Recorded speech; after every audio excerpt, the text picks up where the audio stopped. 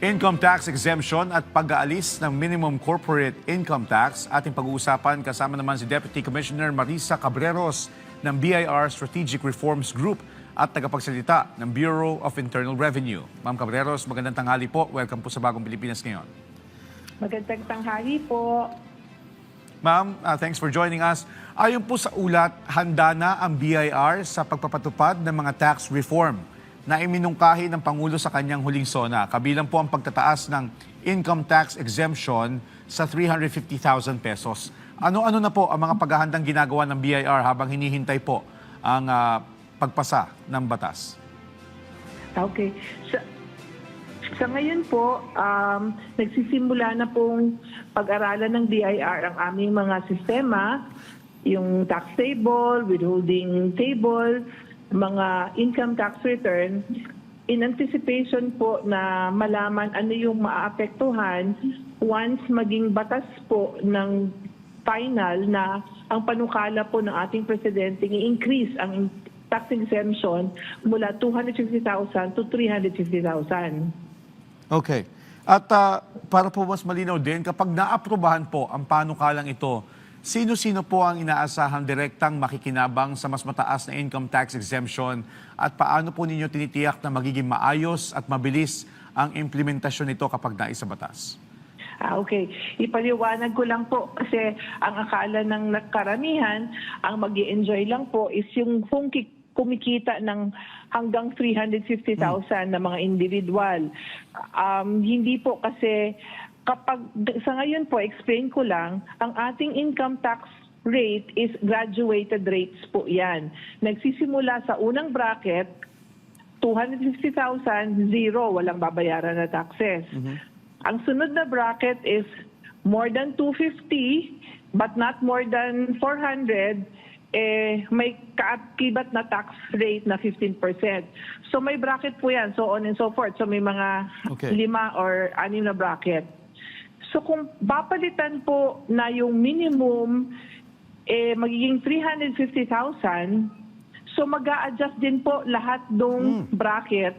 So technically lahat po ng individual na kumikita makikinabang po sa pag-increase ng tax exemption threshold to 350,000. So kasi a-adjust din po yung lahat ng bracket, yung lahat ng linya sa bracket. Okay. So sa madaling salita po, Ms. Marisa, if I understood you correctly, nabanggit niyo po yung tumikita ng 250,000 at hindi lalampas ng 400,000 a year na may 15% tax, ma-adjust din po iyon. Bababa din po. Tama po? Yes po, kasi mag-a-adjust. Okay. So kung yung dati, ang baseline is 250, ngayon po, ang 250 ang baseline, zero. Pag in-increase po siya sa 350,000, yun po yung bagong baseline na zero. So kung ang isang tao po is kumikita ng 400,000, yung paunang 350 po is walang tax. Yung excess sa 350, which is 50,000, yun po yung unang papatawan ng tax rate. However, hihintayin po namin yung magiging batas kasi baka pati po yung mga rates po dun sa bawat bracket is babaguhin or pag-aaralin ding may maging amendment ang ating mga batas. Okay. So sa madaling salita, yung iba po na mas malaki ang sahod, kahit hindi po may exempt, ay liliit po yung kaltas sa tax. Yes po. Okay. At kaugnay po nito, Ms. Cabreras, minungkahi din po ng Pangulo ang pag-alis ng minimum corporate income tax. Ano po ang nakikita ninyong layunin at epekto ng hakbang na ito, lalo na po para dun sa mga negosyo? Okay. Ang i-explain ko lang po kung ano ang minimum corporate income tax. Sa ngayon po, sa current na batas, ang mga korporasyon po is nagbabayad ng 2% minimum corporate income tax based on gross income. Nagsisimula lang po ito sa ika-4 na taon mula sa pagtayo ng bagong negosyo. So on the 4th year, ang nangyayari po, lahat ng korporasyon, 2 beses sila nagko-compute. Iko-compute nila yung regular income tax rate nila, which is 20 or 25%, and then iko-compare sa 2% minimum corporate rate. Whichever is higher, yan po ang binabayad nila ngayon. So kung tatanggalin po yan, magiging simplified po ang pagko-compute ng mga korporasyon ng kanilang corporate income tax. Okay. At if you can explain further po, Ms. Cabreros, paano po ba makatutulong ang pag-alis ng MCIT sa paglikha ng mas maraming trabaho at paghikayat ng mas maraming investors o pamumuhunan dito sa ating bansa? Yes. Precisely po, makakahikayat po na mas more investor ang mamuhunan sa negosyo na magtayo ng isang korporasyon kasi magiging simplified po rin ang pagkukompute ng liability nila pagdating sa income tax. Isahan na lang po kung regular income tax rate na lang po kung mawawala po yung mekanismo ng pagkakaroon ng minimum corporate income tax rate. Okay. DepCom, bagamat tinatayang magkakaroon po ng 66 billion pesos na mababawas sa kita ng pamahalaan kada taon dahil nga po dito sa mga tax relief measures, paano po babalansehin ng BIR yung pagpapagaan ng buwis sa mga Pilipino habang pinananatiling mataas ang tax collection at compliance? Okay. Ang BIR naman po, kasama po sa regular na function namin na lagi naming pinaiigting po ang enforcement ng tax laws. So, mas mahigpit para dun sa mga hindi nagbabayad ng tama para makakolekta po at makadagdag sa collection ng BIR. Mas magiging madali ang implementation naman sa mga compliant taxpayer. Pero pagdating po dito sa tax exemption, na i-adjust ang exemption, kasama rin po na pinag-aaralan ng mambabatas at ng Department of Finance na tinitingnan nila kung paano balansehin. Kasi kung may revenue organ, hinahanapan po nila ng recovery measures. Things like napag-uusapan at napag-aaralan na rin yung possibility i-increase ang sin taxes. Pero po yan po is depende po sa mambabatas natin at i-implement lang po ng BIR kung ano yung lalabas finally sa final version po ng batas na i-approve po ng ating presidente. Ma'am, sa inyo pong pananaw, paano po makatutulong ang mga reformang binanggit po ng Pangulo sa pagpapalakas ng ekonomiya habang pinananatili ang fair and efficient na tax system?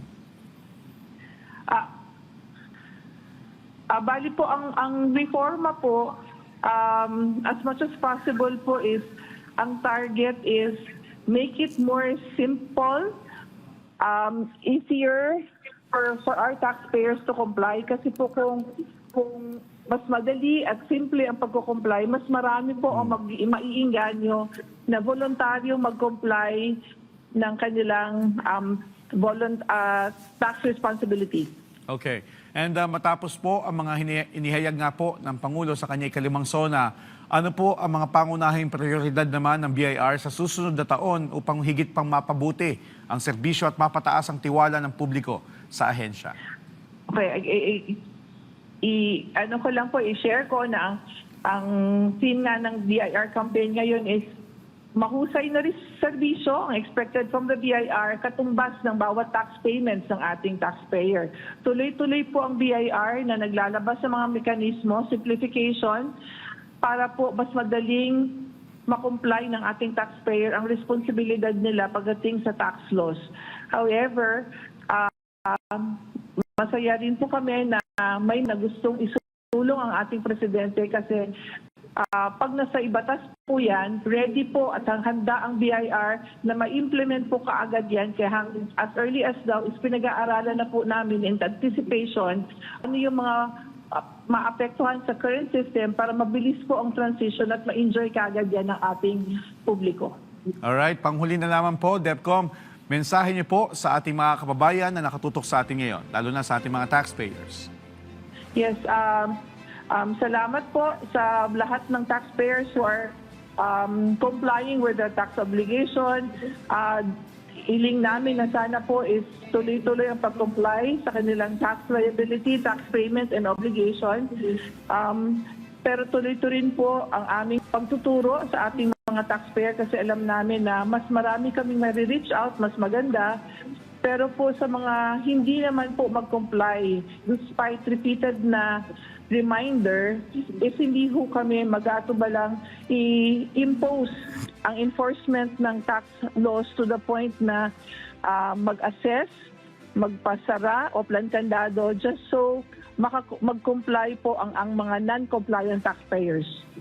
Alright, on that note, maraming salamat po sa inyong oras at sa impormasyon. Deputy Commissioner Marisa Thank you. Cabreros ng BIR Strategic Reforms Group at tagapagsalita ng Bureau of Internal Revenue.